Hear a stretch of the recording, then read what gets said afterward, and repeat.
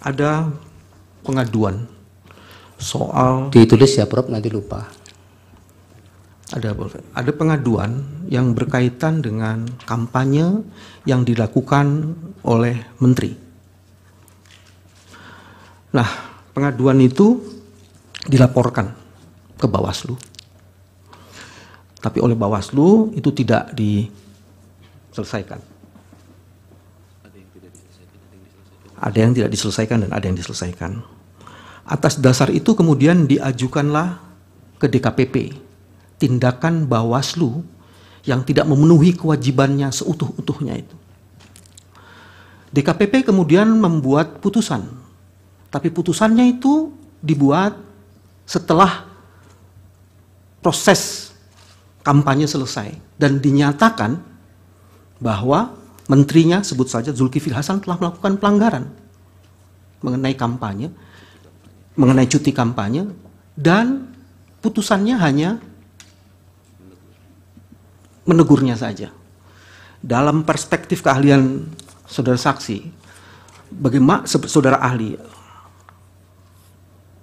bagaimana dengan putusan yang seperti itu yang sama sekali tidak mengubah bahwa telah dilakukan kampanye bansos berulang-ulang kali?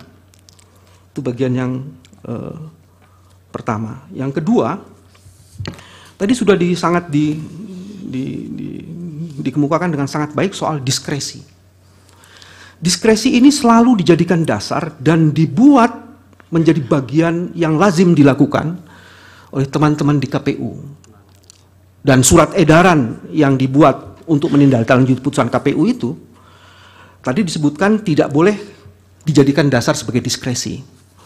Kalau itu dijadikan sebagai dasar diskresi dan dipaksakan itu, apa akibat hukumnya? Apakah diskualifikasi terhadap calon-calon tertentu yang tidak memenuhi syarat itu bisa dilakukan? Terima kasih. Pak Refli, silakan.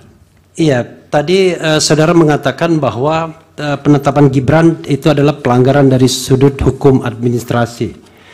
Pertanyaan saya, seandainya pelanggaran ini tidak disengketakan, apakah kemudian pelanggaran tersebut kemudian dianggap menjadi sah begitu? Itu termasuk misalnya tidak, dan apakah masih bisa dipersoalkan di institusi seperti Mahkamah Konstitusi ini? Cukup ya, termohon silakan. Terima kasih kepada saudara ahli. Sebelum kami mengajukan pertanyaan, akan kami bacakan rumusan pasal di dalam peraturan KPU nomor 19 tahun 2023 tentang pencalonan serta pemilu presiden dan wakil presiden.